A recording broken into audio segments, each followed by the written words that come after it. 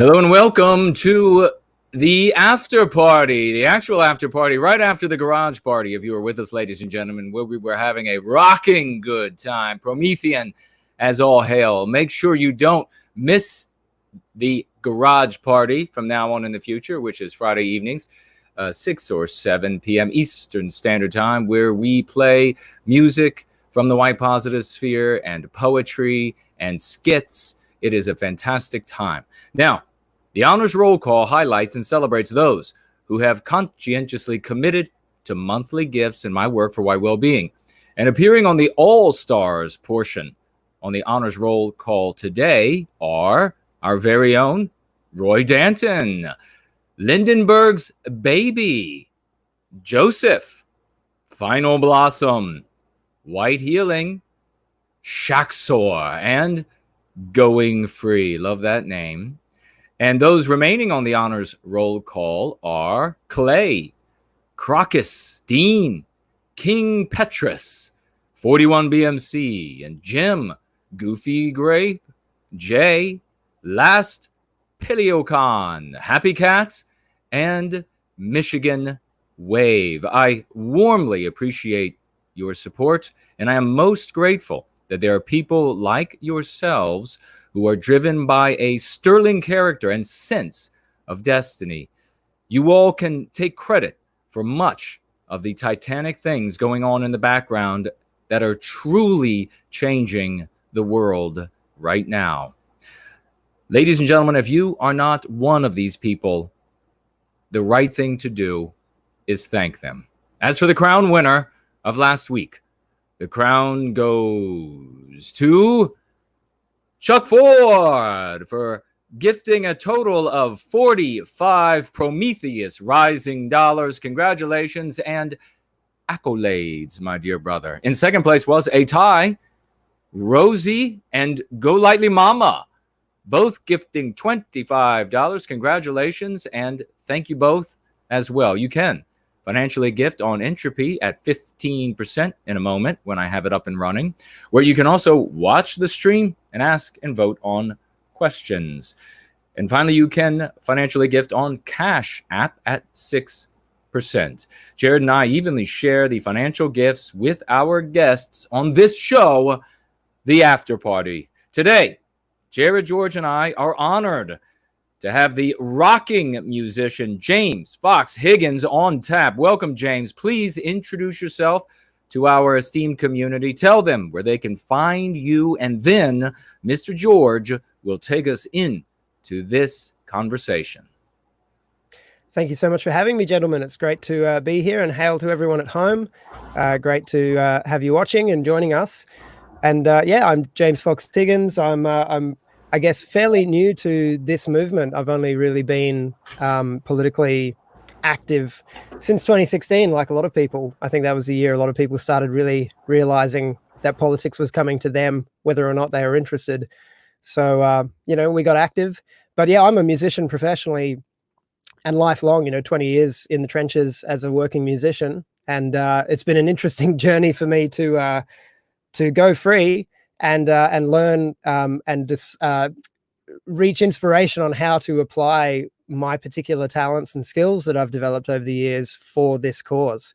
That's been a new adventure for me and a really exciting one this year.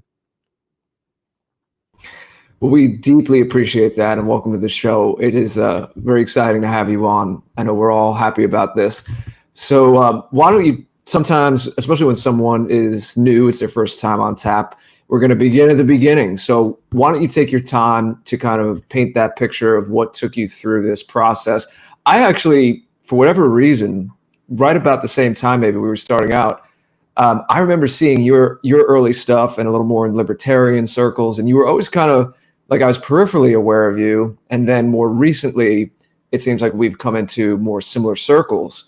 So why don't you please tell us about that whole journey for you? Yeah, well, from the outside, apparently some people think I look like a reed in the breeze because my position changes on things often. But for me, it feels like a trajectory of learning in the direction of truth, and that's been something that I have sought with all my heart as long as I can remember. I've always been interested in, from very, very, very young, what is true, what is good. And obviously I've been attracted to that which is beautiful as well. And those have become the sort of the values that I realize now must be defended more than ever. So that search for goodness and truth, has led me on an interesting journey from a young age. I was politically curious from my teen years, really, I think, as most people were, but like any rational teenage male, I just assumed the politics of the girl that I was most interested in shagging. And so it wasn't really a very solid foundation for a worldview, but it was the worldview that I had through the university years.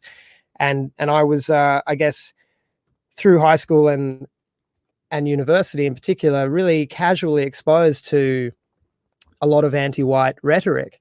And a lot of it was, I had swallowed, and there were these presumptions that were just sort of normal little jokes, little digs at white people. White man can't jump, white man can't sing as well as the black man can. These sorts of ideas were very common in my circles in the music world.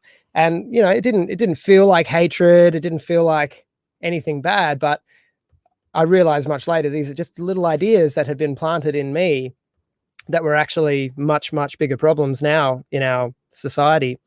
And so, I was growing up in an arts world. My parents were both professional artists. My mother was a very prolific amateur visual artist. My father, a professional author, and he found some success at that. But that was, he launched into his artistic career after a decade in the trenches of the city of Adelaide as a police officer. And so that, I guess, early childhood exposure to violence and threat in the world was a shaping force for me, that I think gave me an awareness that other kids whose dads weren't cops or soldiers may not have picked up on. So all of these things sort of came together, along with that really early life conviction about there being goodness and truth, and there being some absolute of that to pursue. And that led me at the age of 8 to a very convicted belief in Jesus Christ. And my parents were leaving the church at this time and announced to my sister and I that they were leaving.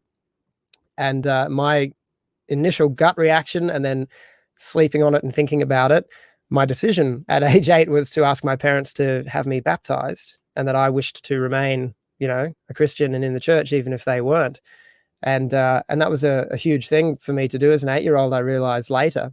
But unfortunately, without my parents, my father in particular, being a spiritual guide to me, and him now leaving the faith, I naturally followed in his footsteps into my teen years, and so spent 20 years an atheist after that deep conviction of my childhood.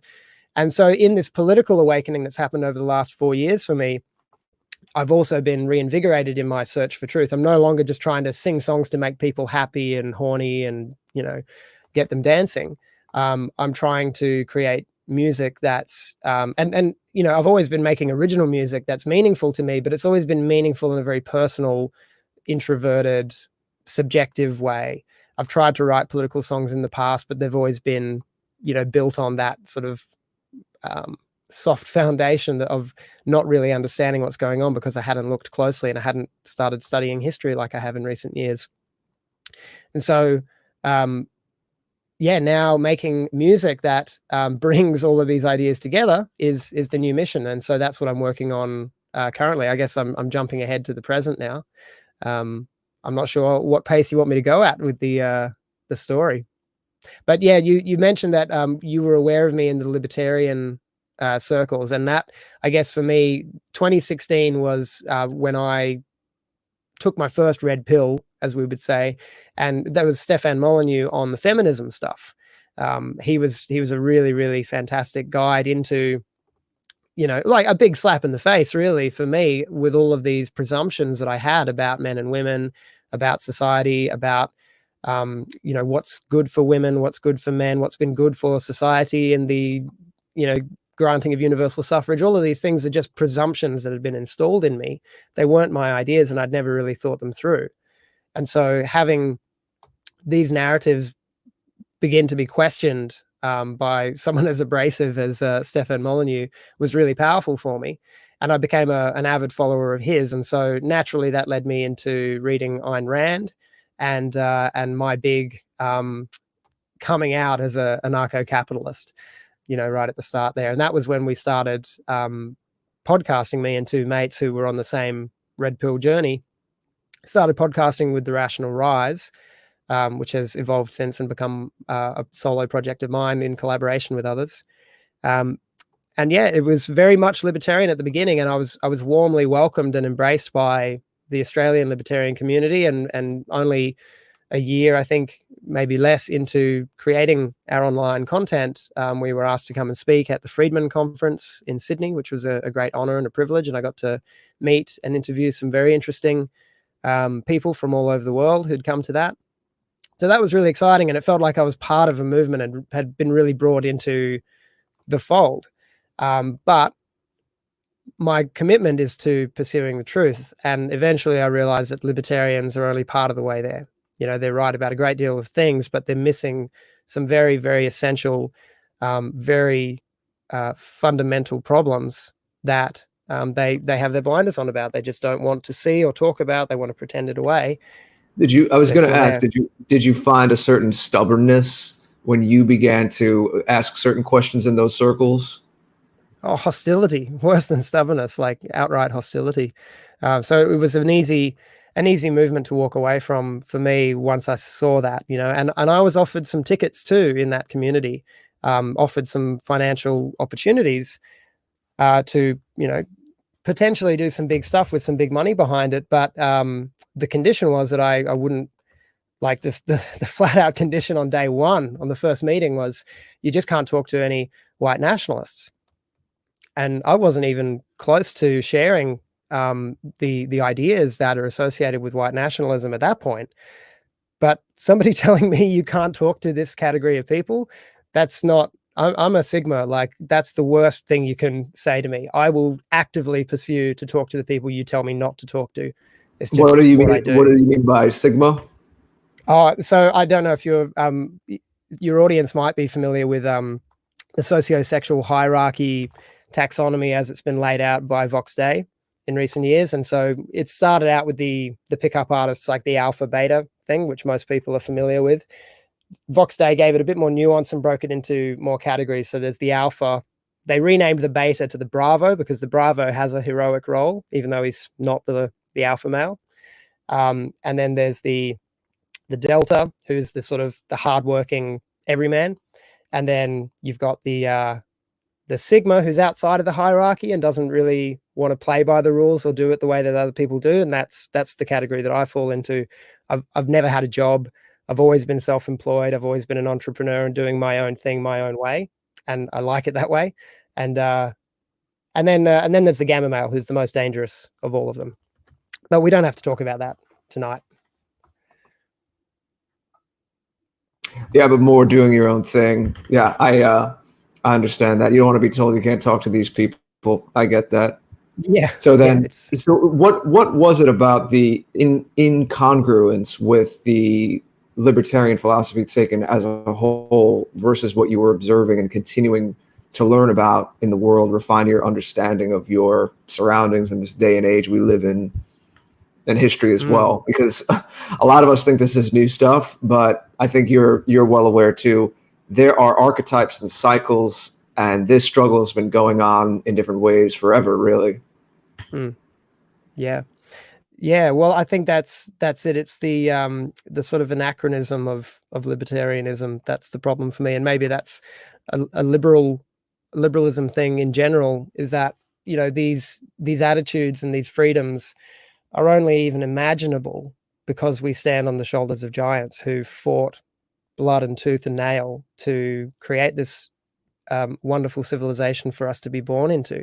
So we've been born into privilege. I hate to use the term that the enemy uses, but there is truth in it, in its basic meaning. And we need to treat that privilege, with much, much more care, rather than burning it down, which is what the enemy wants us to do. We need to treat it with greater care and cultivate it and build it into something even greater to give to our children. And the libertarian and the liberal view is just very much about the now, very short term and very individualistic, hyper individualistic. And I think that was very attractive to me because I was seeing the rottenness of the kind of collectivism that we see on the left and wanting to rail against it. So libertarianism to me was just like, yeah, okay, it's phenomenologically coherent because we live an individualistic life. We live life through one pair of eyes. We don't actually experience consciously the collective in the same way that we do the individual. So it's very easy for me to just reduce it to individualism and go, great, and individual liberty, it's universally applicable, everyone can have it, kumbaya, let's do this libertarianism thing. But more observation of history and more close observation of what's actually happening in the world around us led me to realize that actually not everybody is capable of behaving themselves in a state of freedom. Most people actually need to be ruled. That's the natural order. And it's not how I would design it, but I'm not God, and I trust in God's order. I trust in the way he made man, and he made man to be very happy if we know our place in the hierarchy.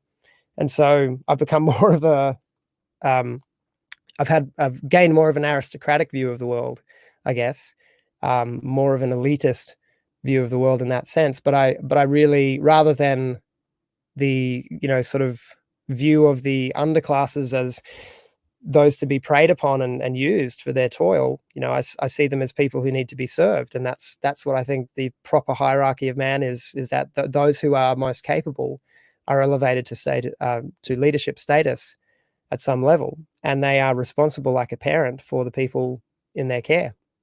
And so all of this falls apart in libertarianism, because hyper-individualism and that lack of investment in the commons. Now, some concepts that really broke it for me came from Kurt Doolittle and the Propertarian movement. His distinctions that he lays out in a lot of his writings were very powerful. And one of them was the idea of commons and the definition of property. And this is the main sort of this was the main final punch, I think, for libertarianism for me, was when Kurt highlighted and made it clear and made me understand that the definition of property as libertarians have it is based upon faulty presumptions. The reality of what defines property is that which it's got sort of two factors to it. It's that which people act to defend. So if you don't act to defend it, then you're not demonstrating in action that it's your property. And then secondly, that which you are allowed to defend violently, if necessary, by your neighbors and your community and the legal structure around you. What does it allow you to defend with impunity? Are you allowed to use violence to defend your property? If you're not, you don't own it. If you're not allowed to defend your home, then in reality, you don't own it. It's not your property. Somebody else has the monopoly of violence over your domain. So that distinction, again, was a real breakthrough for me and killed libertarianism, because it just doesn't define property properly, and it ignores the commons and the intangible properties that we will actually act to defend. It's not just physical objects that we act to defend. We act to defend our culture. We act to defend our language. We act to defend our virtues and our values and our morality. We act to defend the symbols of our history. We should. Maybe we should do that a bit more than we are. But when people act to defend those things, they are demonstrating that those things belong to them, and this is where collective common property does exist. And so then we have the problem of the commons. How do we get along? Well, we actually need to have a hierarchy and rules and rulers and common, very, very deeply held values and ideals. And that only comes from shared history. Very well said. I like it a lot. What about the terminology here? And this is not to be solipsistic or self-congratulatory, but you yourself have been vocal about Jason's work in particular with the lexicon, with the going free, freeing the mind cage and the new ways, because language creates reality. So why don't at the same time, we need to own this and be proud of it. And I always commend Jason's work. It's been a big part of my life as well, being his colleague and friend up here and learning together with him.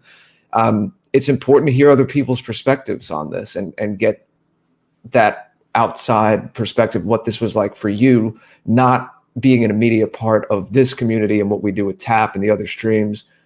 Take us through that and what it means to you and what your development has been with that lexicon. Well, I'm very new to the lexicon, but I pick things up quickly, and when I see the utility or the power in a word, I will introduce it into my own lexicon very quickly. And so, anti-white is something I've been using a lot lately, and I've ditched the R word altogether. Now, it's interesting for me because I have felt very, very passionately about defending our language. It has been in a state of degeneration as long as I've been alive, and much longer. And I experienced it as a child. I grew up with very well-educated British Raj grandparents who spoke with beautiful received pronunciation, beautiful English, proper English, Queen's English. And so language was always very precious to me. I was read the classics as a child. And so when I went to school with other Australians and I was just hearing the terrible ways in which we mutilate the English language here in Australia, and I have picked up some very, very bad habits in my elocution as a result. But yeah, I got on, I guess, a mission to be a defender of the language because I felt it was important. So I've always really tried to be expanding my vocabulary and understanding words and getting a deeper understanding of the origins of words, especially when the words have a kind of magic power, be it for dark or light. And racism is the big word that's had a tremendous amount of power over people's behavior. People have had extreme emotional reactions to just a word. So I began my etymological dig into that word, and I created a YouTube video, which I know you've seen, Jared, called I retitled it more recently, "It's Okay to Be Racist." And the point of the video is to explore the origins of the word, the context in which it was originally created, why it was used, and how it related to the political agenda of the newly formed United Nations in the 50s. To give background, to understand that the term itself has only had moral loading since the end of World War II. And prior to that, racialism or tribalism was just the way of the world. It was just how everyone did things and saw things, and it was perfectly natural and normal and didn't necessarily mean hatred or supremacy or any of the stuff that they load it with now. So that was my attempt to reclaim a word. But what seeing the work of Jason has meant for me recently is really realizing that unfortunately, some terms are not going to be able to be reclaimed. They've become so tainted. At least they're not going to be able to be reclaimed by our generation. Maybe in the future they will be. But they have gotten power over us by introducing meme pathogens through words, new speak into our lexicon of daily life. And it's been so dreadfully impactful and weakened us so deeply that we actually have to fight it back with our own positive memes. We need to be creating new words, new language, and a new subculture that's just ours and that they can't have. And I've been seeing the cleverness of the words chosen in the Going Free lexicon. They're words that cannot be questioned without exposing yourself as a hateful, evil person. You can't question these words. So these are very, very powerful memes that I think must be spread. It's the essential work of today. It's not going to be the essential work of every age. We have different battle fronts ahead, but right now our spirit is so weak and our connection to our culture and our identity is so weakened that anything we can be introducing to strengthen the man, the Western man, the white man, anything we can do to strengthen the individual and then give him a support network. That's the work of today, I think. I think we'd wholeheartedly concur. Jason, did you have anything on that?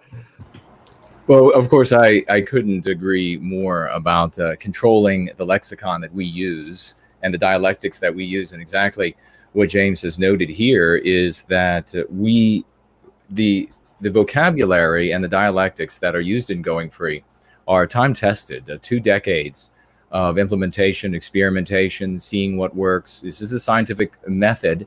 And I have done things like even had these flyer drops with specific verbiage just to see the response from the population, to see the response from law enforcement, and to see how it resonated or didn't resonate. So yeah, precisely. Taking ourselves out of the anti-white narrative, because inside of the anti-white narrative, there isn't a hope in hell to win any conversation. There isn't a hope in hell to be the good guy in that conversation.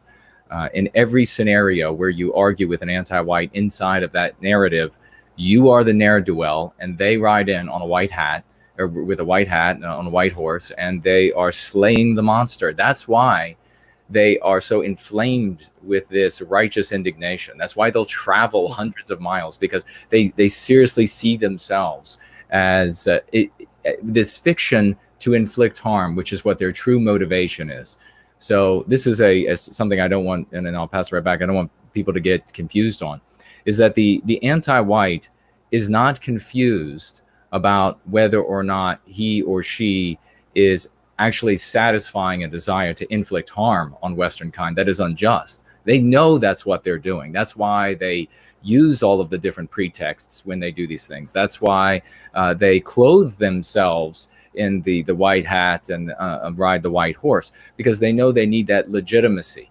And it helps some of them, it depends to varying degrees, some of them to be able to carry out these acts, to feel like they're the good guy in it. But otherwise, they know that their motivation is to inflict harm on Western kind and Western civilization. And understanding that enables us to create arguments and to use verbiage to take them from their field to our field, so that when they have to own the positions that they want to take in order to achieve those objectives, they out themselves as the ne'er-do-well, as the actual immoral actor. And for some anti-whites, they're not going to want to be a part of that. They're not going to want to travel 200 miles to be the bad guy in somebody else's story.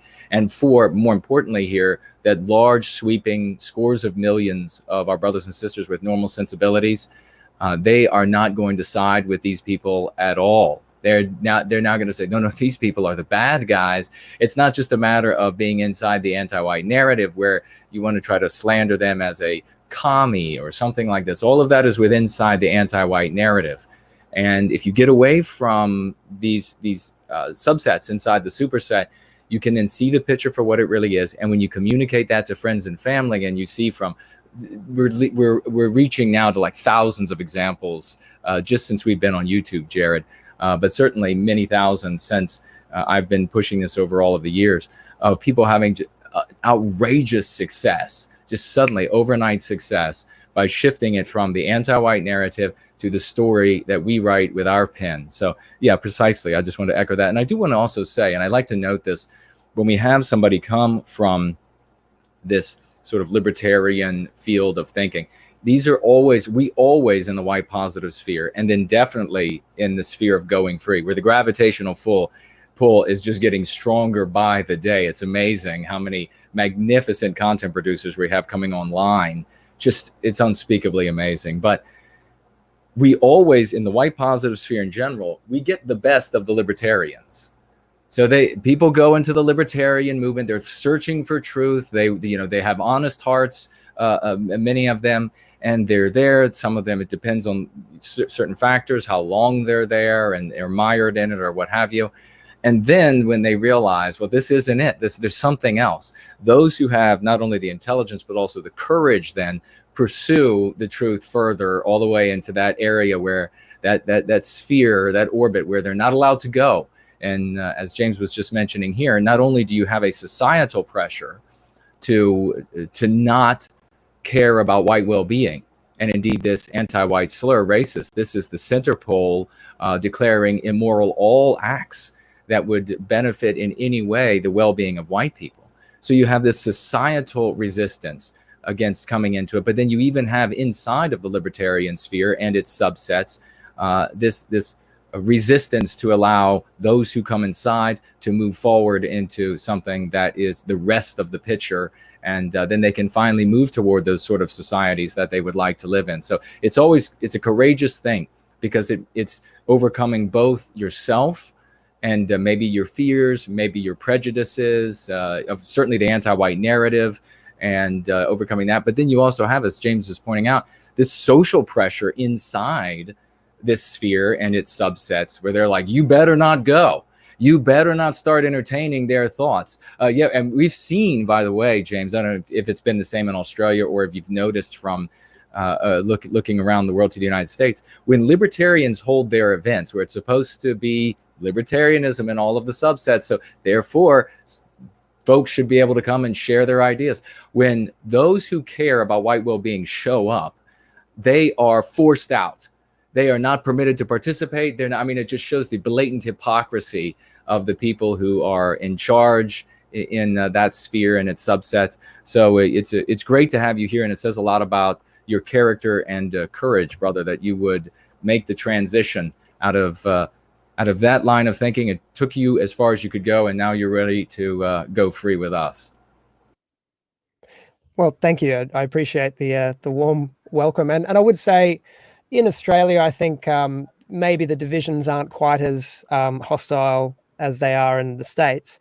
My experience was that when Blair Cottrell, for instance, who's sort of, public enemy number one over here, he's the face of what they label him again as white nationalism. I don't know if that's really an accurate label or not, but he showed up to a libertarian event that I was one of the speakers at in Brisbane, and the organizer of the event made him very, very welcome indeed, and was very warm and inviting. But that organizer, he's a particularly open guy, and really interested in the big conversation, and doesn't mind dancing with controversy either. Appreciates the benefits of having social pariahs show up, because you then get newspaper articles written about your event. So, he was a savvy guy.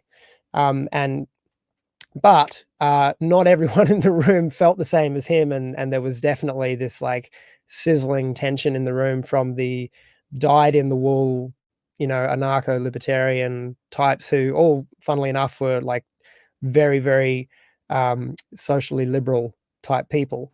They were really not happy about Blair being there, and they made that known. But it's not. I don't think it's quite as intense as what I've been seeing happen in the States. But you guys are on fire, literally right now. So things are hot over there. We'll catch up. Give us time. We'll catch up. It's a hot summer. No, you don't want to catch up to where we are, my friend. I don't want to, but I think we will. I do. Well, we're in this together. We're helping each other out. I do want to say quickly to the chat, don't gloss over what James said that he addressed in his video. He was referencing about UNESCO, United Nations. What is that? What does that stand for? Their education, something. But the education, culture, and something else. But it was a subsidiary of when the UN was formed post World War II. These things have been cooking for a long, long time, long before World War II. But it's very telling to see how, after in the post-war period, they kind of had this clear path to insert this agenda, and we saw what happened in the coming decades. We have to remember this too, as people in this who care about our heritage and our people. We are a very curious people. We're a very varied people in a good way, and when we see a lot of these infighting things about different ideologies, different religion, we all do well to remember, and this is why I encourage you to look at this UN UNESCO stuff. All of our institutions were consciously infiltrated, okay? So all kinds of political ideologies, the professors, you see all these foundations, these nonprofit foundations that had all this almost unlimited resources to put in certain professors at certain posts. Guess what? It happened in seminaries as well. And it happened in more underground stuff like pagan communities. So no matter where you're coming from, there's all this mudslinging. Well, you guys don't have the truth. You guys don't have the truth. We need to untangle these things and be smart about it. All of our ideologies, parts of our heritage, everything has been infiltrated. There are false, propped up versions of all of these things. So sometimes when you're critiquing, whether it be Christianity or paganism or certain parts of our history or ideology, you may be attacking something that's not even the authentic expression of that. And it's all done on purpose to whip us up and have us fighting with each other instead of focusing on what is real. So I just wanted to inject that into the record, into the conversation. Please go do your own research on this stuff. It is a very important topic, though, one that I'm learning more about myself. James, I do want to say to you, too, Jason and I, from the beginning, we wanted this show to be an international ring of our people. And we were very keen to be connected to people from Australia. Of course, you're part of the Anglophone world. We all speak English. And it's wonderful to see you. We want to have more Australian guests. We're very happy that we've spoken to a lot of our brothers and sisters in Europe. We've always, from the get-go, had a great relationship with Europe, especially, of course, Great Britain, and that they speak English. But we've had plenty of other guests from the continent as well. But you are now, this 2 weeks in a row, we're celebrating with Aussie guests. Our friend Lovely Pard was on last week. And this is kind of an extra question that just came to me. I didn't put it in the notes, but I think you can handle riffing a little bit. I'm curious if you've ever traveled. I always like to ask guests, especially those like all of us here, we're part of the diaspora cultures, right? We're in the US, you're in Australia. If you've ever traveled to other Western countries, especially if you've made that trek up to the other side of the world for you, to Europe, have you ever been to any European countries? And if so, I always like to hear about how that resonated with you, being in another Western culture and just being imbued in another flavor of the biospirit, another wonderful term that Jason has given us. Yes, it is a great term, and I have adopted that one into regular use. So thanks for that, Jason. Yeah, I have. I had the opportunity to travel to Europe once at the end of in my early 20s. We got out of university, and my girlfriend and I had put a band together and made a proper album for the first time. And we managed to sort of, hustle some connections online to some well-known musicians in the UK and Europe, and have them collaborate with us on the album. And that paved the way for a European tour, which to my great regret, I decided to manage. And it was a disaster in many ways. But the great experience of it was that I did get to travel to Europe. I did not get to go to my homeland of Ireland. I have not been to Ireland yet, and I'm very much looking forward to returning home there one day. But I did spend the highlight of it for me, apart from all the planes, trains, and automobiles and seeing things zooming by out the window, which is fun, but it's not a real connection. But I did get to spend the better part of a week in the French Alp region of Switzerland in the summertime. It was an area called the Val de Travers, I think, and it was all these tiny little old villages in this amazing valley with these tremendous alpine mountains covered in pine forests that, with ski slopes in some areas, but it was summertime. So they had the, what's that? The tube you sit in, this metal ride, what's called luging, I think. They had that set up and bike trails. And, we were just lounging around because we played at a festival in this little valley with all these Swiss hippies. And so I got to spend a lot of time just sitting in the sunshine, and we stayed in the center of this valley. There was this massive rock, and it was shaped like a hat, like the one Napoleon made famous. So they built this sort of chateau hotel up on the top of this mountain rock and called it the Capo de Napoleon. And we stayed in their little bed and breakfast place overlooking 5 or 6 villages you could see from this mountaintop. And it was just so breathtaking to be there. And then when we walked through the villages and the sort of cobblestone streets and the, seeing medieval little churches and things, like really, really old buildings, and then getting to experience as well, because we were there as guests of a friend of ours, a musician who was running this festival. His family lived locally, and we got to have home meals at the home of this family and experience their home cuisine and their local wine and sit out and watch the sunset together. And then we'd go into town and I'd go and try local restaurant cuisine and just really connect with the sense that this local area had with its own history.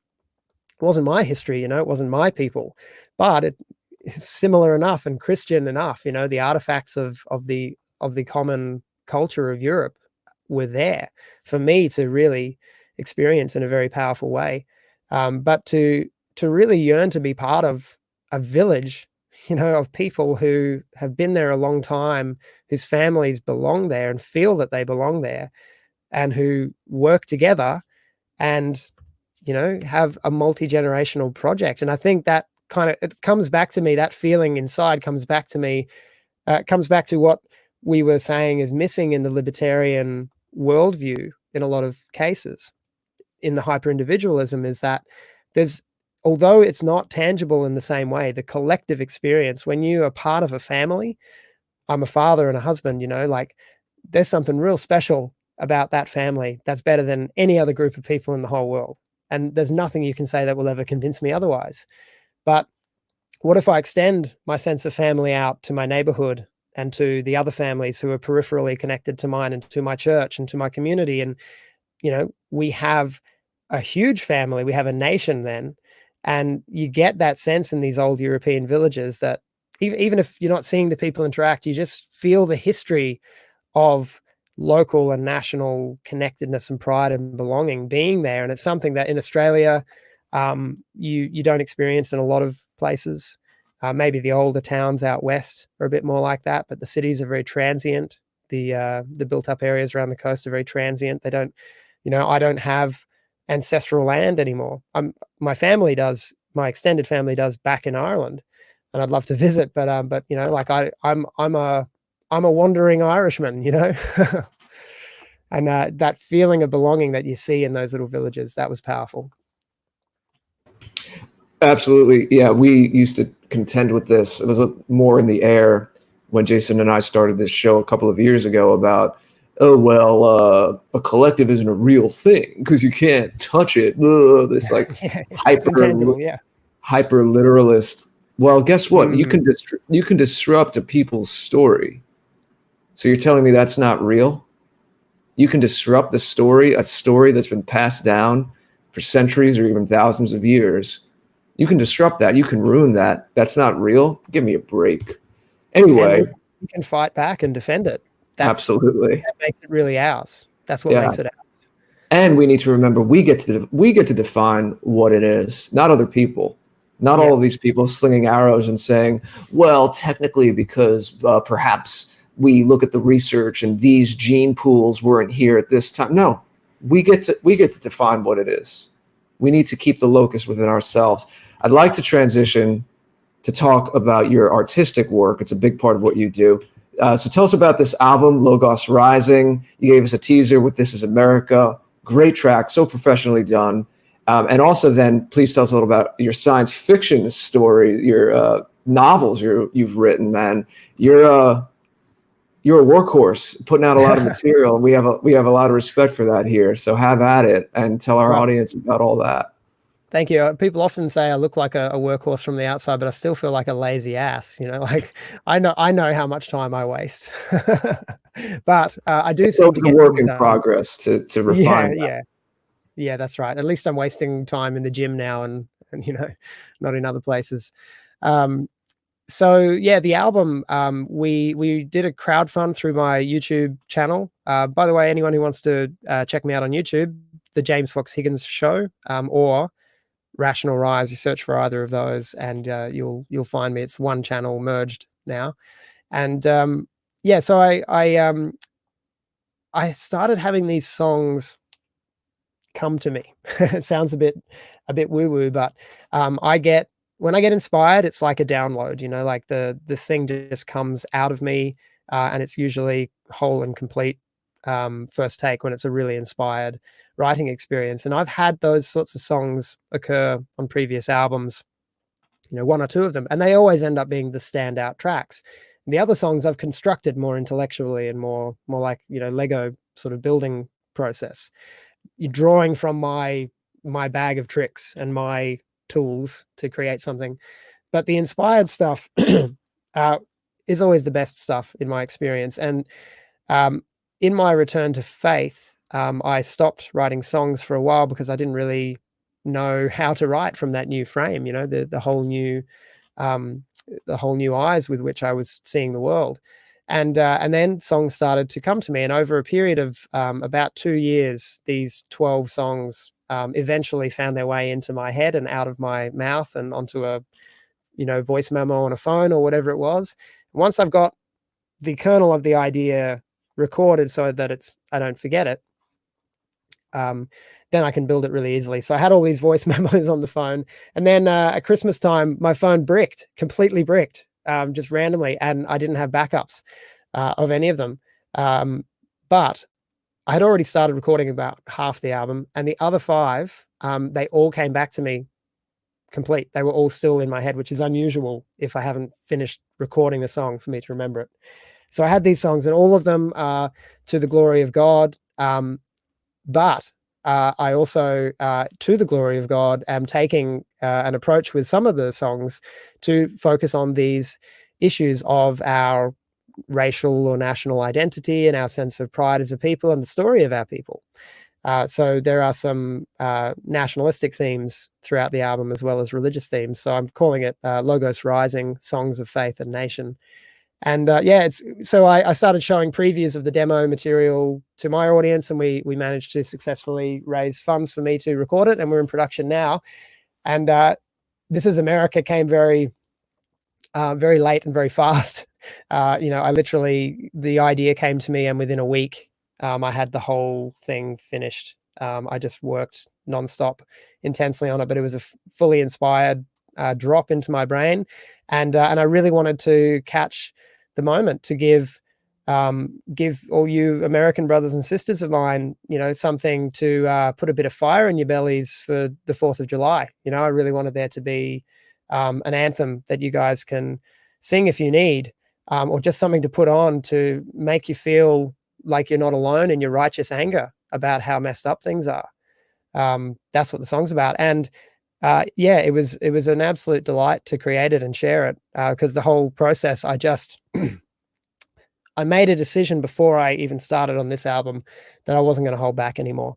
I'm already neck deep in social trouble for my opinions and my politics and my worldview. So why not just go out fully on the limb artistically as well and sing what I really think, and sing it from the bottom of my heart and the top of my voice. And that was the sort of attitude that I stepped into with this. And every other album I've done, I've been a lot more concerned about getting it right for other people. Now I want to get it right for God, and the result is good. I'm really pleased with it. It's headed in the right direction, and I think it's going to be a cracker of an album. You guys in particular are going to love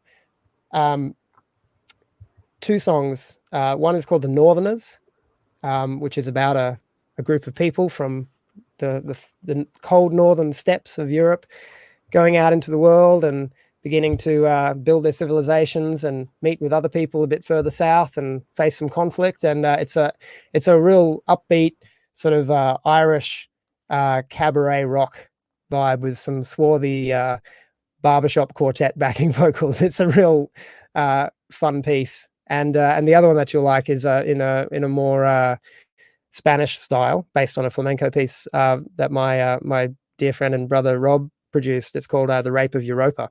It's the story of the Phoenician princess, and the parallels that can be drawn between that particular European myth and what's going on for Europe today, and what's happening to Europa today. So these songs are, I think, going to be a particular interest to your audience when the album is done. And you can jump on the mailing list if you'd like to be notified when it's in university and things like that. And my father was a writer, so it's always been on the periphery as something I'm going to do. Sometime I'm going to write a book. And I had this idea for this action AI adventure. Again, while I was on a long drive, actually, driving up the coast of Australia, this whole idea came to me, and I just riffed it into a voice memo. And then I sat with it for a few years before I got started. But in 2016, with my, the beginnings of my political awakening, and my attention to the goings on in America, and my realization that I do actually get to speak about what's happening in America, and I should take an interest because we are subjects of the American empire in Australia, whether people admit that or not. America, there's the people America, that's you guys, but then there's the US empire, which has been, in control of the Pacific for, nigh on a century.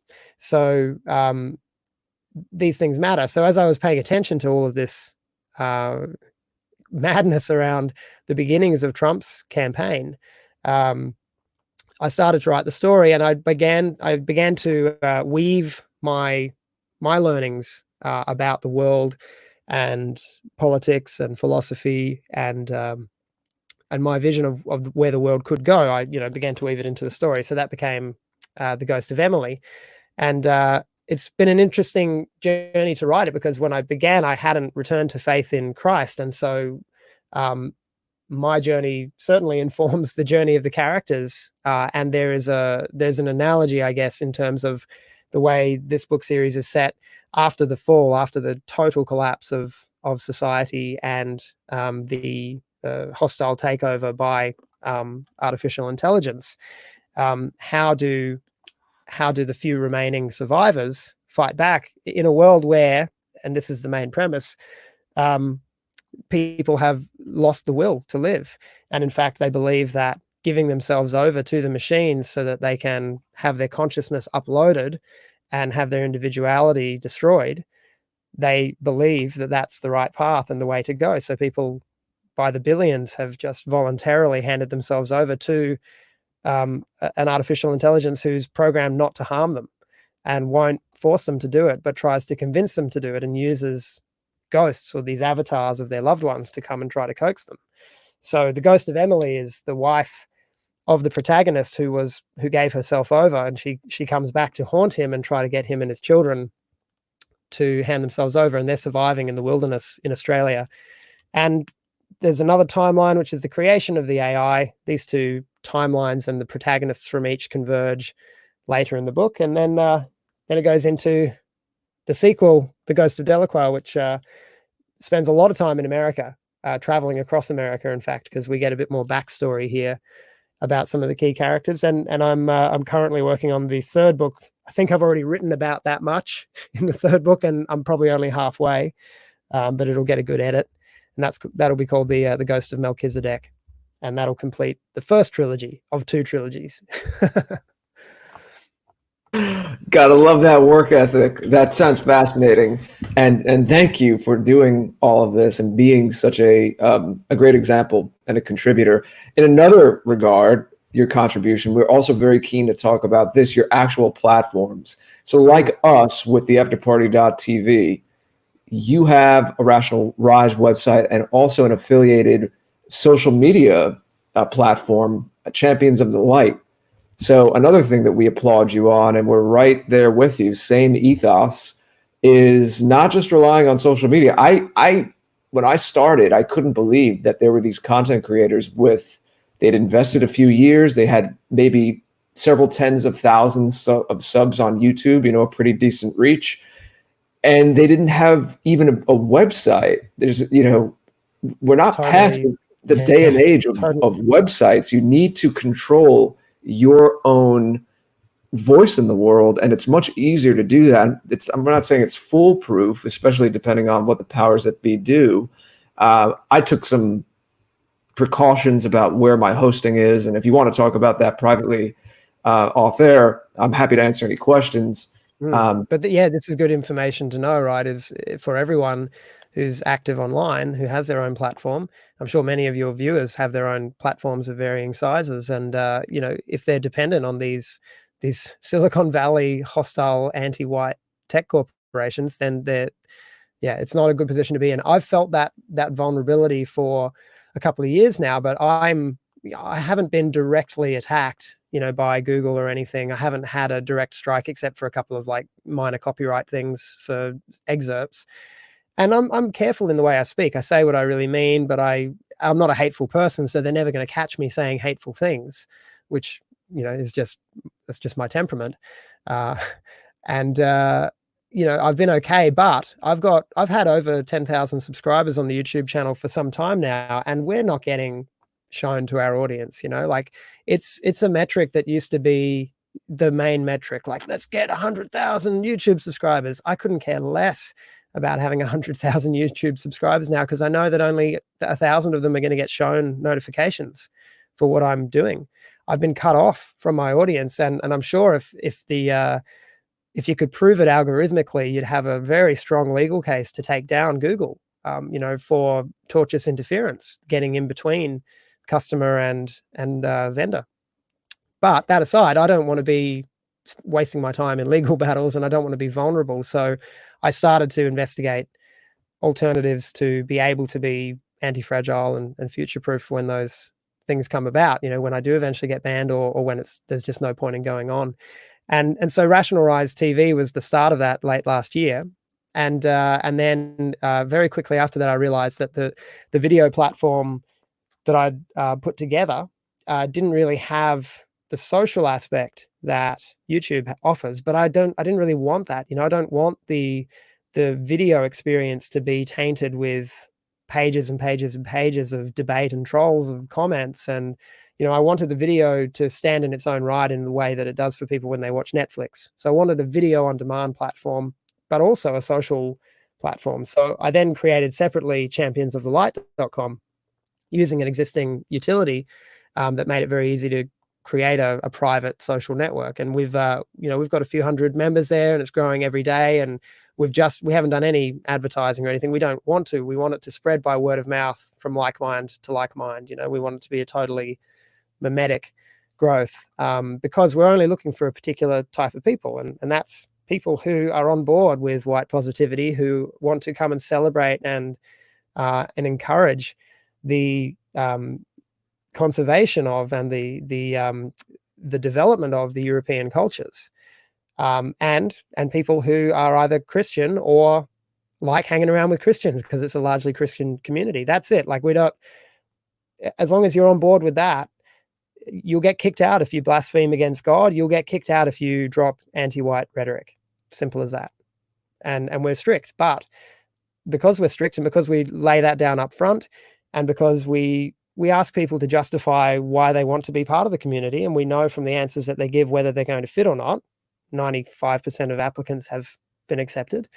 We've got a great thing going on, a really great vibe, and it's become, for me, and I realize this is, I think, where I can best serve in the world, is it's become a hub through which I can build bridges between the varying platforms. There's a lot of factions within the dissident right who are, as you rightly pointed out before, Jared, are wasting a lot of time and energy tearing each other down, instead of recognizing where is the strength of each of these factions, because they're all right about something and they're all good at something.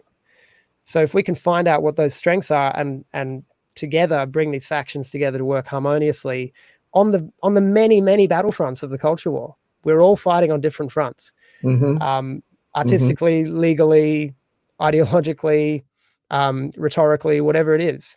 We all have different talents. So I'd like to try to facilitate more of these factions working together. And I think Champions of the Light is proving to be a good place for people to meet and connect. And because of the rules and the basic principle of reciprocity and respect that we have in the community, I'm able to facilitate some of that bridge building. We have a member here in the chat, William, saying that he's a member. Great site.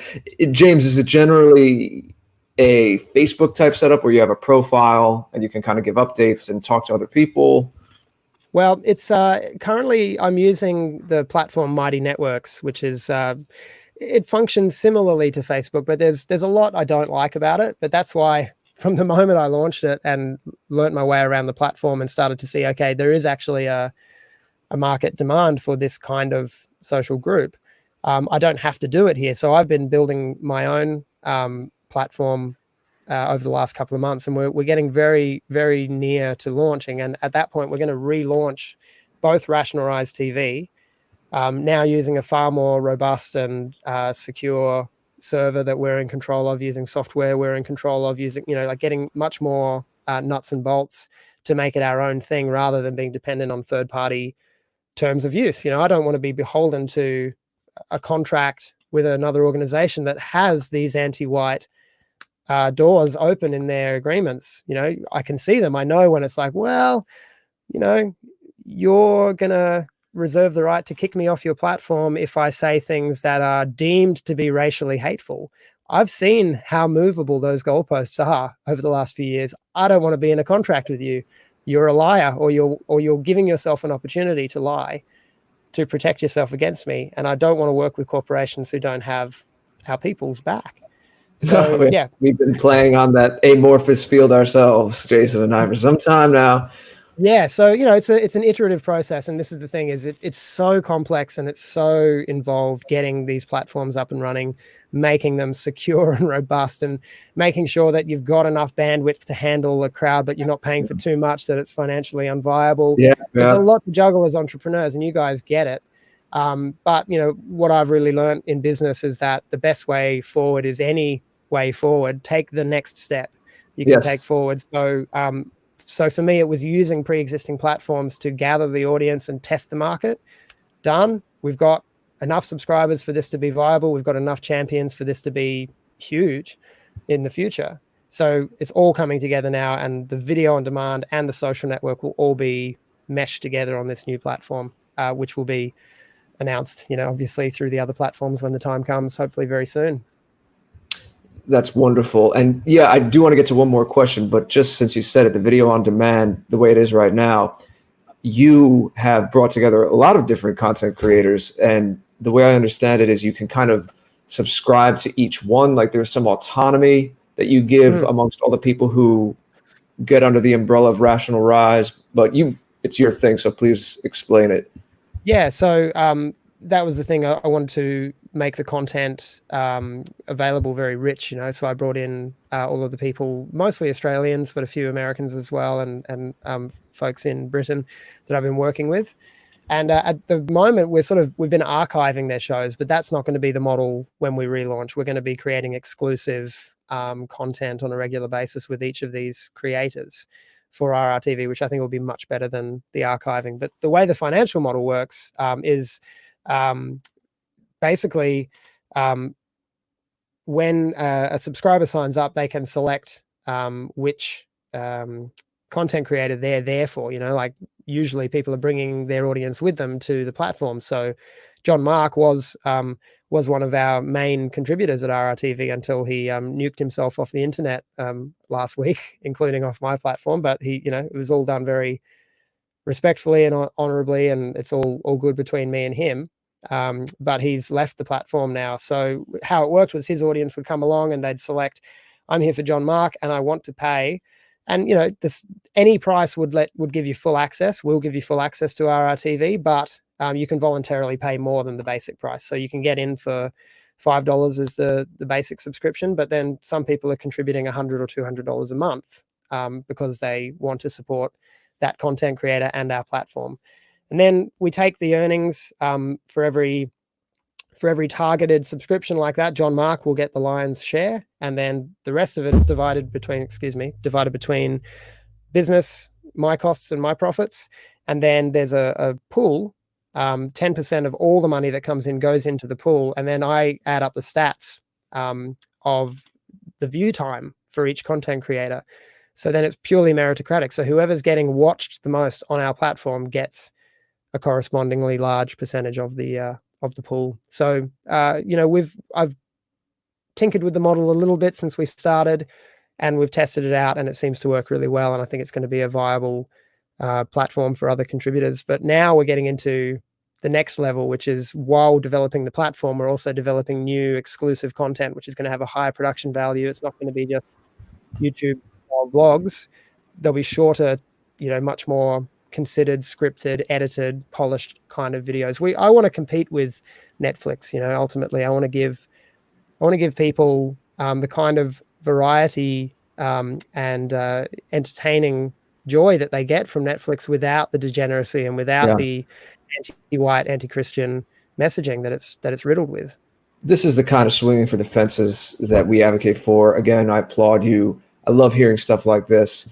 You know, we have Red Ice, friends of Jason and myself, but we need more like that with that kind of production value.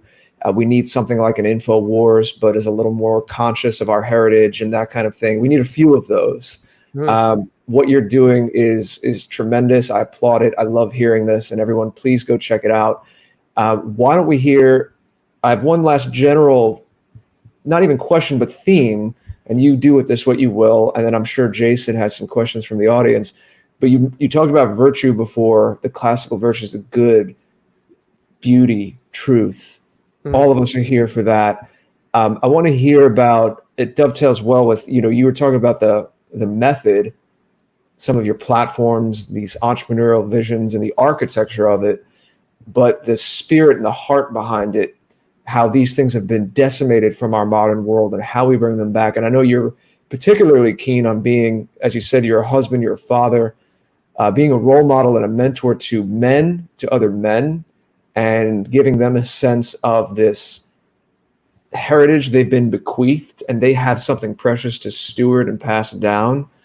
So if you can just, whatever that means to you, again, I know I don't have a specific question, it's a general theme, but I'd like to end on some of those themes, and then we'll see what the audience has to say.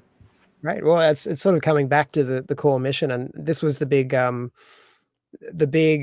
kick up the butt for me last year was, as I've said, I've been an entrepreneur as well as a musician for a long time. My wife and I have a business together, and we work with lots of other businesses. We partner up with other businesses for short times to kind of sort their systems out and work on things with them.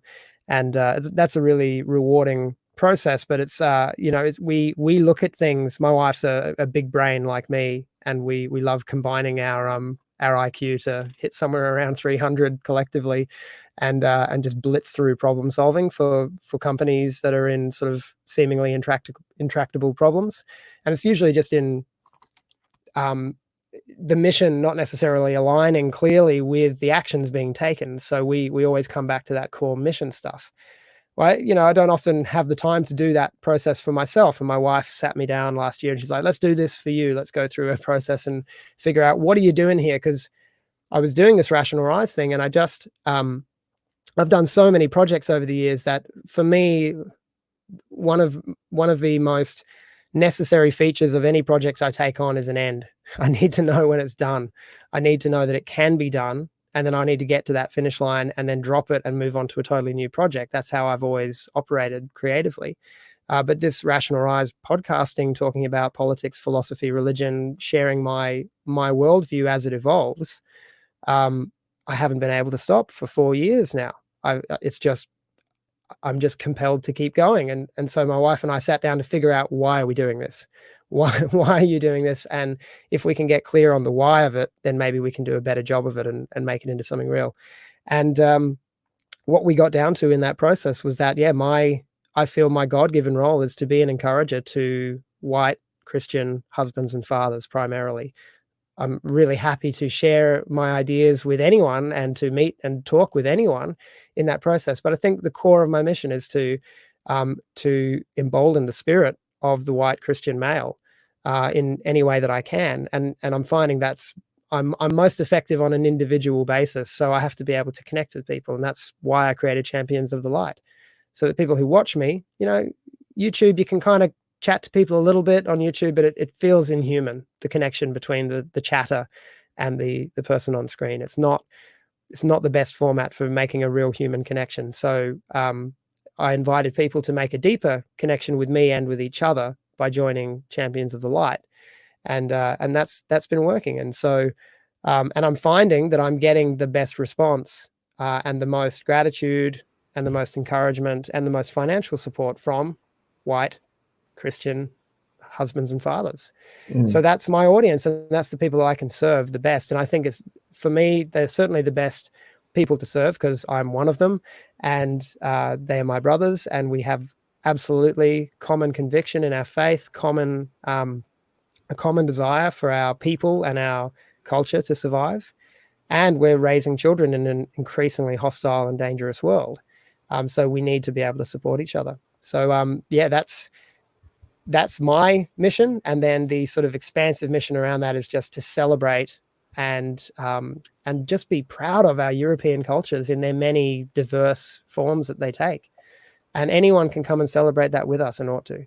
But it's perfectly fine for us to be more interested in our own culture and history than in other cultures and histories.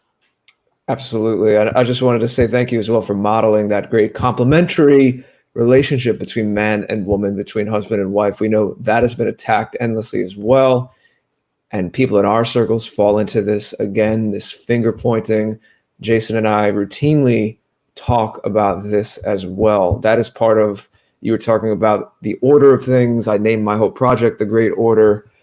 That is part of the order of things too. Not to see everything as a conflict, but to see the harmony, how God made things to fit together. And it all starts with a union between man and woman. So it's funny when people accuse me being a misogynist because I'm against the female vote for reasons which we could get into another time.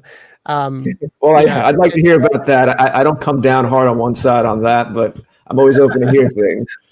Yeah, well, I have a position that's, could be changed if you've got good arguments, but it's just funny when people presume that, when it's like, actually the person whose advice I rely upon the most and the person whose mind I trust the most above all other human beings is my wife, and I think she's an exceptionally good woman, but I know a lot of really good women too. And my best friend outside of my wife is another big brain female. So, it's like, I love women. We need them so badly. We need to be on the same team as them. We are on the same team. Just some of us don't realize that yet. Well, Jason. Well, it's been a fantastic show so far. And we're absolutely, Jared, we're going to have James back because the crowd loves him and we love him. And we're going to keep pulling him this way to completely going free. And maybe have some of the lexicon and dialectics and your songs in the future would be magnificent to be able to reach the people. We do have a couple of questions and a couple of financial gifts. So we're going to be getting close to tapping out, ladies and gentlemen. If you have any questions or financial gifts that you would like to give before we tap out, do so now. We have Mark asking in the live chat, when did Go Free first come out? And then Althea, thank you, dear lady, stepping in to say 2017. I think that was the first time it was published on Amazon.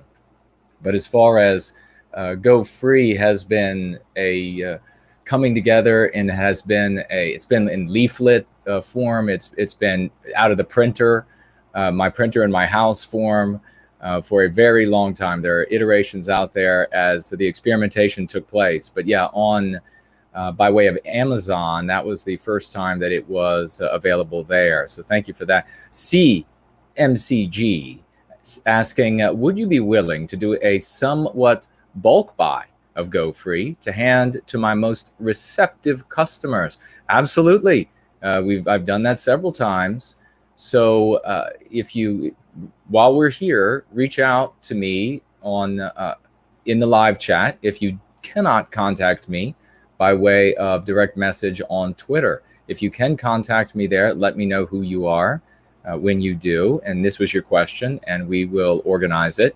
If you can't contact me there, you can try nowhiteguiltcollectibles.com. That's my collectibles store, and you can reach me through there. Let me know in the header who you are and what your question was. And again, I will reach back out to you, and we will absolutely make it happen. That is a splendid idea, and we have had a handful of people who have done that, made a bulk purchase and then hand them out as gifts to every single family member and friend and colleague. And so, yeah, if you've got customers, you got a store, maybe a brick and mortar, and you want to hand these out, please, let's talk and we'll make it happen. The time is now, ladies and gentlemen. Your efforts will never be more powerful for going free, for anything you've ever done in the white positive sphere, for any time that you've ever cared for our people.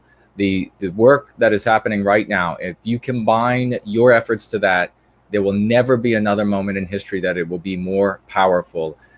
This I can tell you, and I can't tell you more. Elaine Sabatino says she's in the middle of a hair appointment, but happy streaming. So I hope maybe the people working on Elaine's hair and beautifying her, they're listening to the story too. So that's magnificent. Thanks so much for watching the show. Ash asking, can you start a patriotic alternative in America? Well, there are a number of possibilities, a number of things that are coming together in the United States, and we want Going Free to inform every single one of those. And I think it was at the end of maybe 2 Sundays ago on a Going Free, people asked what might the form look for the organizational entity that we are working toward in Going Free in service to white well-being. And I gave a little explanation there. And if you want a little bit more info, you could go there to have a look at it. Thank you for that question. Wild Fang saying, please ask James if he is opposed to women voting for the Pope. James, any thoughts on that? Women voting for the Pope? Yeah, I don't. I guess in the Catholic Church, would they be in a position? I'm opposed to any kind of democracy outside of the family. Let's just put it that way. Yes. We have Sean saying here, ought to get Ray on, and we are working on that. So if you hold your breath, I think you'll see it happen. And let me go over here, over on Entropy. We have a financial gift of $30 by Dissident Agnostic. Thank you so very much for the kind gift to White Wellbeing. Asking this question, do you plan to interview Adam Green? I don't know. I mean, I've been in a conversation with Adam, and he expressed interest in having me on his show. So he's very busy, though.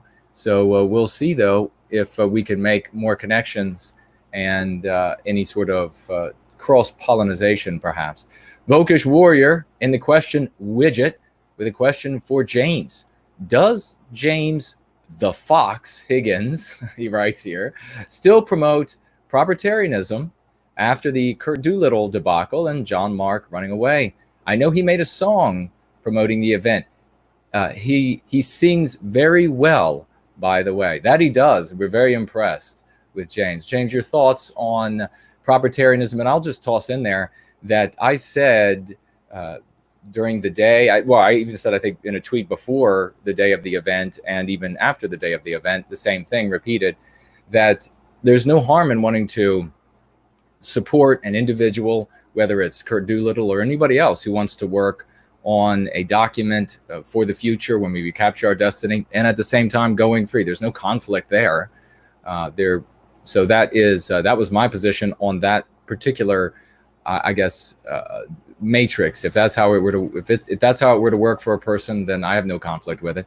But James, what are your thoughts on the question from Vokish Warrior? It's a great question. Totally valid question. And I still support and promote Propertarianism for what it is, which is a system of looking at human behavior and law scientifically in order to produce a system of law that is capable of discerning truth as much as that is possible. So Kurt's fundamental work, from what I can see, is that he is trying to bring truth back into law. That's really, really important work that has to be done, and somebody has to do it. And he's got a particular kind of brain that can do it in a way that I've never seen anyone else do.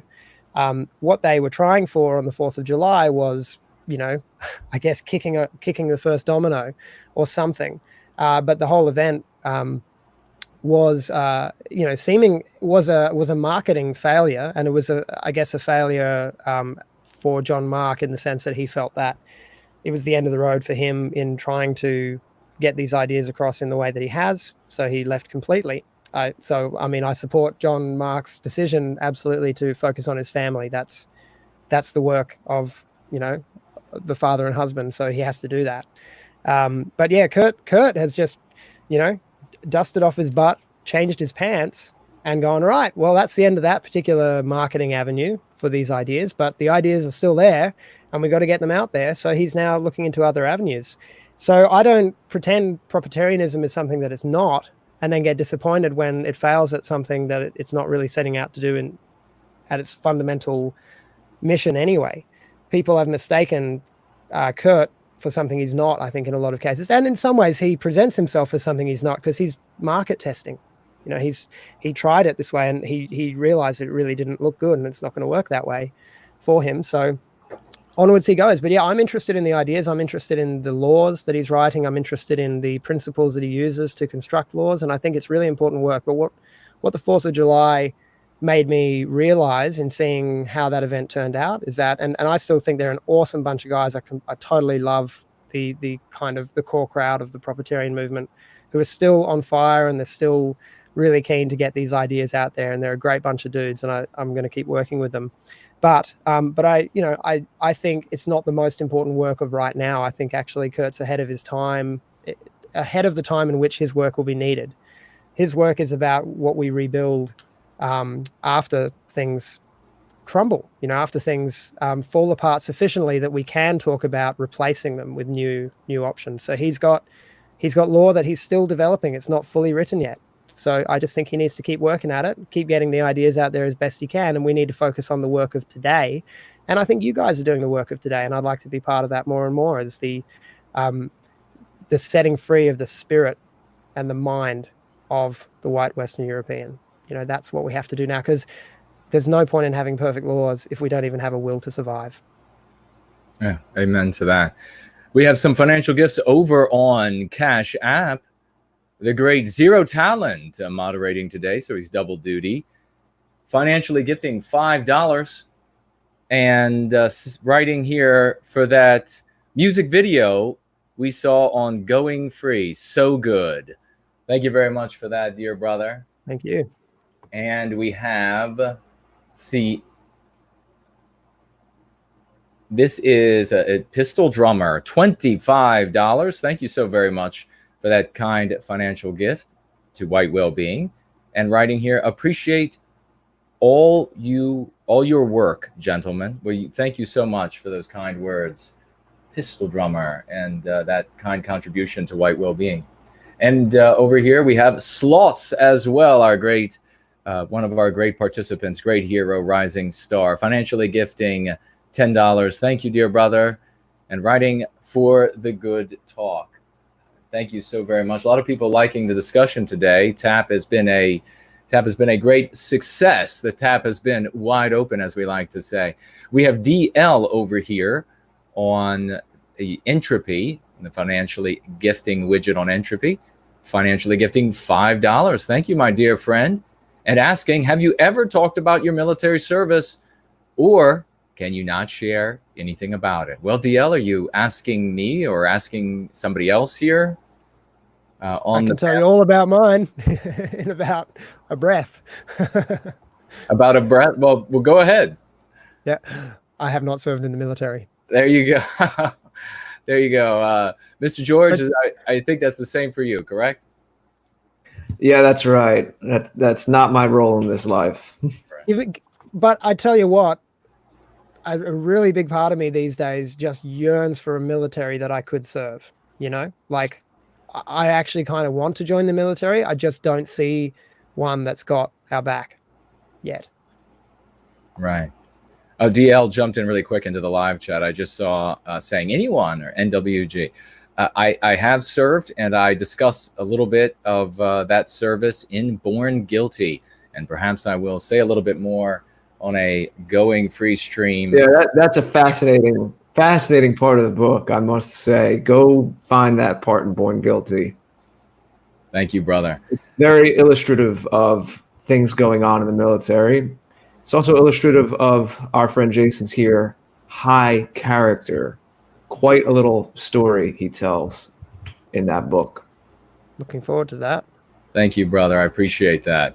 We have James Smith asking or saying, PA, it says Patriotic Alternative, for all of us across, and writes the biosphere. So I wanted to read that. I like your enthusiasm for Patriotic Alternative, and of course our great colleague Mark Collett. In Going Free, we talk about the biospirit. Each group of people has a biospirit. It is distinct, and its projection onto our environments in its aggregate is culture. That's why we always create Western culture where there are white people, where there are other groups of people. They create cultures that are normal for them, and that's why you have big clashes where you have people that have different biospirits together. We are in the white positive sphere. We are in the white positive sphere, and this is a terminology that for many years, people have talked about the movement, and I have always said there is no movement, and by calling it that, we are assessing our reality incorrectly, and as a consequence, we can't think about it properly and come to the correct questions and therefore the right answers. What we have is a white positive sphere. It helps to visualize this in a three-dimensional way rather than in a two-dimensional way as a movement across a linear plane. And so I encourage everybody to look at it that way. Let's move on. We have Wild Fang, and just was talking about the popes are elected by cardinals, which are supposed to be men, but they are beginning to bring, or they're, I guess, getting ready to bring ladies into that voting process and the cardinalship. Althea says here, I vote for a complementary relationship between man and woman. How about you, No Why Guilt? I absolutely agree. Men and women are supposed to, they're puzzle pieces. They fit together in every way, psychologically, spiritually, emotionally, physically. They complete the puzzle when they come together. And absolutely, I agree with that completely. James, any thoughts on that, since you are a married man, and before we go on to the next question? Yeah, that how you just described it, Jason, is how it ought to be. It's not how it is for a lot of people in modern Western marriages. Marriage as an institution and as an idea is in trouble, and it's one of our common properties that we've failed to defend adequately, to the point now where it's a death trap for a lot of men, and it's at the very least for a lot of people, it's just a brewing ground of resentment because they haven't got the social support they need. Or the spiritual support that they need to maintain a marriage. So yeah, when marriage is healthy, it's exactly as you describe it. It's the two completing pieces, and that's definitely my experience by the grace of God. Fantastic. And our final question here today over in the question widget is from Popcorn Power, and great to see you. Writing here, what are your thoughts on Miss Swimsuit UK, who recently lost her crown, but had both her and her boyfriend's statements published in the Daily Mail that closely mirror No White Guilt's message, really. And as a side note, she was Miss Swimsuit 2019, so she should have been replaced soon. Anyhow, she moved to Texas with her boyfriend. We also have Tall Kevin over here on the question widget. We often refer to also as the Tall Kevin widget. Would there be any copyright issues with us creating our own platforms? Not exactly sure. I'm going to look up this Miss Swimsuit UK, because it's just my job at this point to have a look at this young lady. And I want to be able to answer this question appropriately. But you can take that one for the team. Yes, I'm going to pass over perhaps James or Jared. Do you have any thought on what the Tall Kevin might exactly? Kevin, if you could jump back in the question widget and maybe clarify a little bit, would there be any copyright issues with us creating our own platforms? Do either of you think aware of what he might be getting at? Yeah, there are, and this is something that people in the modern age walk into quite foolishly. If you're using copyright material like music that other people own, and you're charging money for it on a platform, you owe the copyright holders money.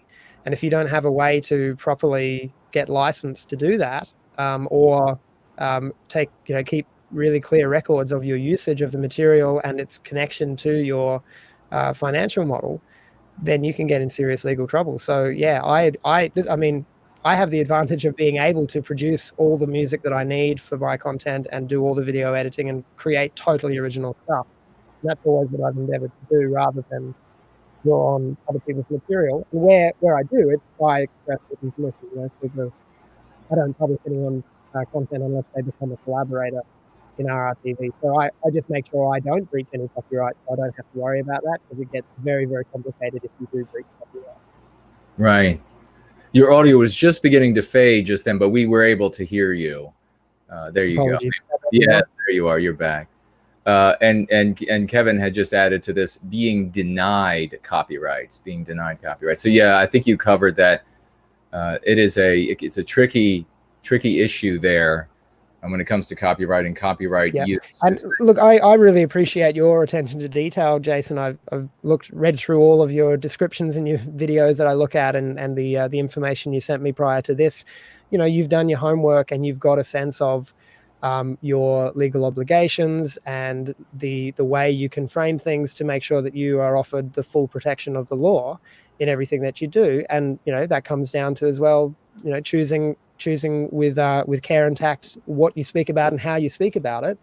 All of that is a factor. And if these young guys who just want to sort of jump on YouTube, steal other people's music, remix everything, talk whatever shit they want about whatever group of people they want. Excuse me for cursing, I just broke one of your rules. But you know, they want to act without with impunity when really the rules are there, they're written down. And if you follow YouTube's rules really, really clearly, then you won't get in trouble with YouTube. If you follow the law, you won't get in trouble with the law. So just paying attention to detail and making sure that if you are creating content such that maybe has excerpts from the news and whatnot, that you have a written copy somewhere of the copyright code that gives you the right to use it, so that you can display that if anyone questions your right to use it. And I've beaten YouTube back a few times on copyright claims, just saying, no, this is journalistic fair use and here's the law and here's how I've used it, go away. And they back down, you know, because they are beholden to the law. Ultimately, if we use the law as a weapon as it's supposed to be used. Well, I looked up this let's see, the Miss Swimsuit UK, and Fernell was thinking that we were talking about some Brazilian model, but this is not the case. This is this poor dear, I tell you, it's going to be tough for her to get through life looking like that. Her name is Jasmine Archer Jones, I think, if I found the right. And it looks like she says here, personal opinion, this is Jasmine talking. If you don't want to know, don't read. This is ridiculous now. It has to stop. And then she writes that I'm going to read this backwards. Matter lives all. And then she also writes, if you look deeply into statistics, more unarmed, and this is Jasmine talking, white people died than black last year. And then she gives some more data there. She goes on to then say what happened to a particular individual was wrong. I'm not going to say the name. Unforgivable, but so is what happens to many other people of different races in similar situations. Yet they don't get to protest and loot and take over social media, create a day. And she goes on here, and I will my thoughts, and I'll pass it over to the panel, and then we're gonna tap out of here, ladies and gentlemen. We'll get James' final thoughts and where folks can find him, the work he's doing, and the great stuff that he has coming up. Basically, is this, that she used this phrase, and this matter, again, matter lives all, and this is like the other one, matter lives white, takes place inside the anti-white narrative. And therefore, even though it might be a little snarky jab or sort of a thing that you can strike out at folks with, and there's nothing, a little quip like this, nothing wrong with that. But nonetheless, it's taking place inside the anti-white narrative. And this, therefore, is an inversion of what anti-whites have deemed as morality. And so if you invert morality, what is it? And if you invert morality, what do they feel that they have they're justified in doing to you? They're justified in punishing evildoers, etc., inside their moral system. So it makes perfect sense that they would then. I would have predicted this if she would have asked me, if this poor dear would have reached out to me, and she just doesn't know how to wear a swimsuit, I must say. And if she were to reach out to me and had said, Jason, I'm thinking about writing this, what do you think? I would say, well, they're going to take your crown away, and you'll probably be dismissed from your job. If you want to actually have an effect for the well-being of our people, while you put your crown and while you put your job, or maybe even your boyfriend's job, on the line, you might as well use something outside the anti-white narrative, something that would be much more powerful and potentially defensible relative. So, for example, if she were to have said some of the lexicon that we use, or make one of the dialectical arguments that we use, then when the anti-whites dismiss her, or they take her crown away from her, or what have you, that would be a massive lesson that would be beneficial. And for those who are, and then I'm going to pass it right over to these two guys. We've had James for all of his morning over there in Australia, so we're going to let him go here, but with his final thoughts. But the big difference is, she, by her attempt here to lash out of this system, which deserves to be verbally lashed out against, what she has ultimately done is she has taught a great many people that when you lash out, you get punished. And so that makes more of our people fearful of resisting the anti-white regime.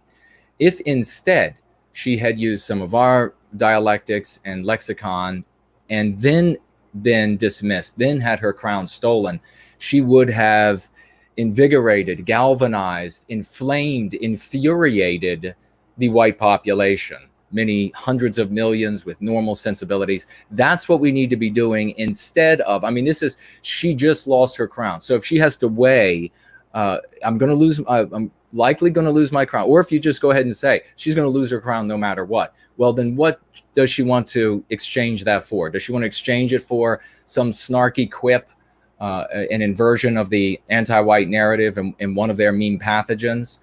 Or would she rather lose it, effectively like a soldier on the battlefield, lose his life, but save 100 of his men? I'm sure she would have chosen to lose her crown and empower the masses. And you never know, if she had lost her crown in a way by using our dialectics and lexicon, there might have been social pressure for it to be returned. There might have been social pressure, just like there was with the woman down in Texas. And we've seen, and this is one of the things we've studied over all of the years, when does the social pressure from all of those millions of whites, tens of millions, hundreds of millions, who the anti-white regime continue to propagandize? And the fact that they continue to propagandize means that they know that this group is more powerful than they are. In what scenarios does that group use their pressure? What makes them come out and apply pressure? That is what we have applied in Going Free. And so that's what I say for this poor young lady. Regrettably, she didn't visit me and have a sit down and get taught about Go Free and maybe a few other things. But yeah, it's in the news here that looks like she's 23 years old, and she's definitely living it well. Gentlemen, any thoughts on what this Archer lady and the loss, Archer Jones, and the loss of her crown? And we'll actually start with James. So James, you can give us your thoughts on that. Give us your final thoughts on the show today, and then all of your links where folks can find you and what you're working on next, please. All right. I can't really add anything to what you said, Jason. I think you just framed it perfectly. And what I did think, though, while you were speaking was that, training is what people need, as well as exposure to these memes. They need a place to practice using the lexicon and using the dialectic effectively and being critiqued on it, rather than out in the battlefield where they get one shot at it, like this lady had, one shot to make a statement before they cancelled her or erased her career. And it could have been more effective, as you said. So, I'd like to suggest, and maybe I can facilitate at championsofthelight.com if some of our Go Free brothers and sisters want to come and join us there. We could create a special private group for people who want to practice in the lexicon and just spitfire together. So we could spitball together. Sorry, we could get examples like the statement that this young lady wrote online. We could take that and then practice rewriting it in a way that would actually be a powerful message that would actually save 100 lives. We should find every example of wasted opportunities and analyze them and figure out how could that have been done better, so that when we get our chance, or when somebody we know gets their chance, they're fully equipped with the right language and an understanding of how to apply it. I'm sure your book is very self-explanatory, but maybe just a place for people to play and practice is a good idea. Mm-hmm. Excellent idea. It's like a White Wellbeing dojo. Yeah, exactly. Yeah, I was just thinking the question and answer section of Miss Swimsuit got a lot more interesting, didn't it? It would be, that's what we would want to see in our society if they still had those kind of contests.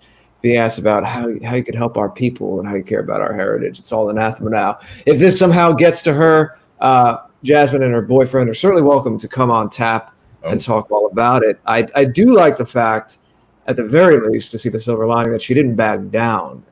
So at least that aspect of this story can be modeled by other people. I think we're seeing a little more of that, where instead of coming back with your tail between your legs and giving the "I'm sorry" press conference, please let me back into this club that hates me anyway. Right, at least we saw the backbone, and that is encouraging. I'll give her that. Yes. Without question, Jared. And Jared, your final words. Well, it was a pleasure speaking to James today. As I said, it's great to see his particular work and in general, more communication with our brothers and sisters in Australia. So we really love that. My own site is thegreatorder.com. That is a catalog for all I do. People have been asking a little bit. I know I haven't been super active publicly recently, but I can assure you there are things going on behind the scenes. I don't make videos just to make videos. If I don't have something to say, or I'm in a period where I need to be learning and churning out new things, then that is what it calls for. Main thing is music. I know I've been mentioning that for a while, but I'm working hard to get all the right elements together for my own musical contributions. That's going to be a big thing going forward. That has not been part of my public life as the Great Order yet, but that is coming down the pike. And you'll hear the music's going free too. Awesome. The music's going free. Yeah. It's been a wonderful time. This has been an amazing time in my life, a time of a lot of recalibration and bringing a lot of things together. But there's a lot coming. There's a book project I'm helping Tony of White People's Press with that you'll hear more about soon as well. So a lot of exciting things going on. But we do this weekly, sometimes extra streams as well with the after party. The site that Jason and I share, of course, is theafterparty.tv. But it's important to say that for new people. First of all, if you are new and you're waiting in the wings, maybe not even participating in the chat yet, welcome. This is a very welcoming, friendly community. We love seeing new people here. But the afterparty.tv, that's important to share because increasingly we want to have people check that as the resource first. We have a show info page where you can browse upcoming shows. Oftentimes via Entropy, a show is actually embedded when it's live on our site, so you can watch it right live on the site. There's all the social media links, so if you don't want to go through YouTube, then you can watch it on those other places. But increasingly, we want to encourage you to watch it right on our site. And then everything is pretty well cataloged on that site as well. If you want to see if there are people you know who are favorite content creators who have been on in the past, go to the search bar and type in their name. Sometimes people ask us, hey, has so-and-so ever been on?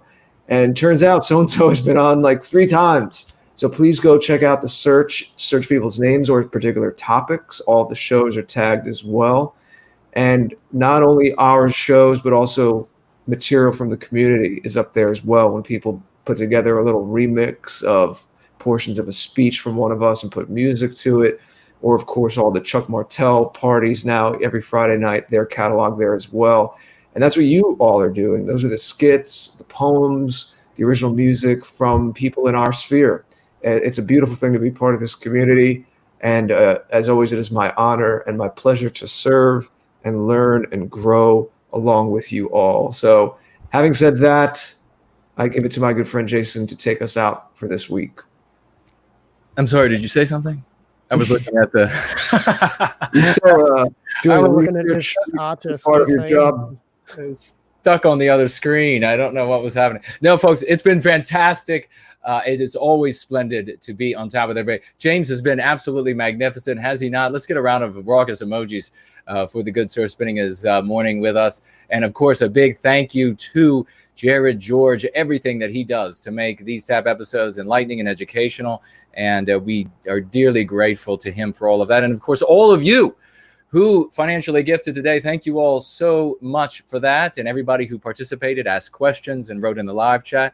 on both channels. Great seeing every single one of you. As I look back and forth across the numerous screens, let me spotlight just a couple people that I saw over the course of the show. I saw Ash in the live chat, and I saw John. I also saw Piers out there in the live chat, and White Healing.